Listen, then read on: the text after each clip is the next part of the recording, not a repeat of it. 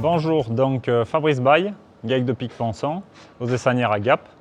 Nous sommes une société agricole composée de 4 associés, co-gérants, 2 couples, mon cousin, sa femme, et ma femme et moi-même. En 2009, nous avons souhaité faire perdurer l'exploitation. Donc nous avons ajouté un cheptel caprin, composé de 40 chèvres à la base, et nous avons commencé la transformation du lait de chèvre.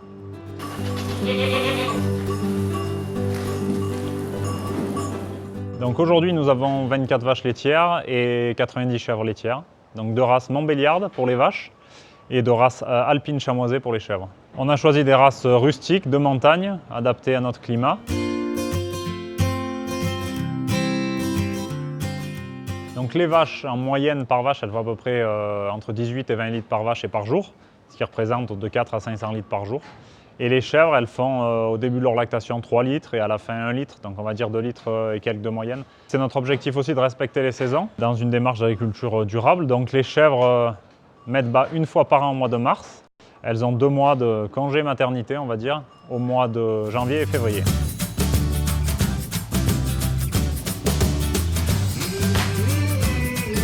Donc tous nos fromages sont fabriqués à partir du lait de notre exploitation, donc c'est des fromages fermiers. Au lait cru, le lait n'est pas pasteurisé ni thermisé, donc c'est du lait entier et cru, il n'est pas dénaturé, il n'y a aucun ajout de matière grasse, de protéines de lait, de quoi que ce soit. Mais ça permet aux clients d'avoir des fromages différents selon les saisons et de goûter au fromage fait qu'avec du lait. C'est tout du vivant, il n'y a rien de chimique. On a voulu dès le départ faire une fromagerie aux normes européennes, en se disant que nous, quand on achète du fromage, on a envie qu'il soit fait dans un labo qui corresponde à toute attente. Donc on a emprésuré il y a 20 minutes et là on voit, qu'on est dans la phase de durcissement. Donc on fait 3 quarts d'heure qu'on a mis la présure dans la cuve. Donc on va tester le cahier, voir s'il a assez durci. Et après le fromager apprécie la dureté du gel en fait. Le fait de trancher le cahier, on a le sérum, le petit lait qui remontait à la surface. Voilà, on voit les différents grains. On va enlever une partie du sérum et on va remettre de l'eau à la place qui va nous permettre d'avoir une souplesse de pâte à la finale.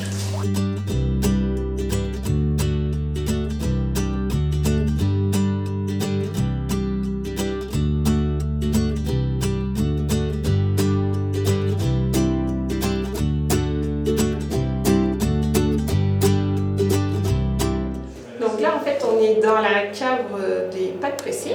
Donc c'est une cave d'affinage statique qui est tempérée autour de 11,5-12 degrés. Et dans cette cave on va affiner tout ce qui est petits tomes de vache ou de lait qui sont affinés à peu près 1 mois, 1 mois et demi en cave.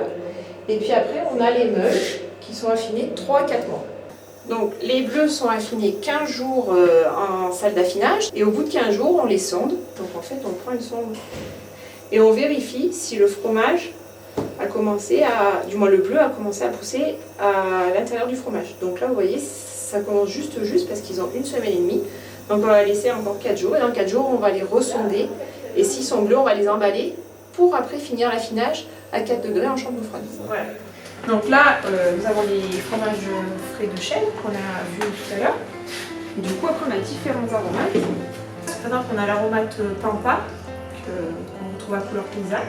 Alors, il y a poivron, échalote, graines de moutarde, poivre. Après, vous retrouvez, il y a ail et fines herbes, on a tomates séchées, bruschetta, c'est tomates séchées, oignons, origan.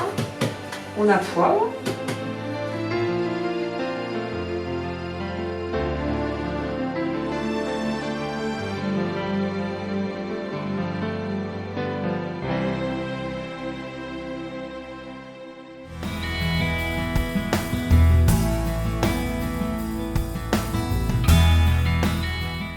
En 2012, nous avons décidé de passer toutes les terres en agriculture biologique.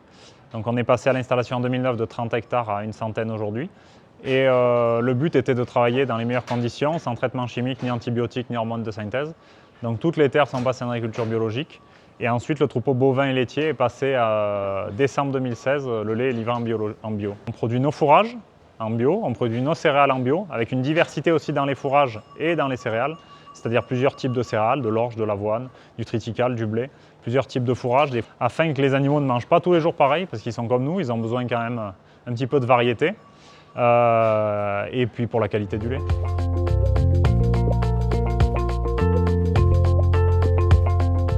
Nous avons toujours voulu commercialiser en magasin de producteurs. Et puis quand on a eu l'opportunité de rentrer chez Couleurs Paysannes, qu'on a vu l'ambiance et l'entente qu'il y avait, et la motivation des gens à vendre aux clients des produits de qualité, avec une traçabilité, avec une hygiène, avec une qualité irréprochable, on était enchantés et satisfaits. Donc après 6 mois de dépôt-vente, nous avons décidé de devenir adhérents au magasin, d'effectuer les permanences, de participer à la vie du magasin pour écouler une grosse partie de notre production aujourd'hui.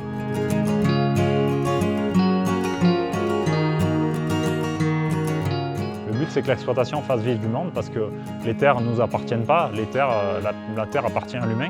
Donc on la travaille pendant une période de notre vie et il faut la conserver au mieux et arriver à la transmettre aux générations futures.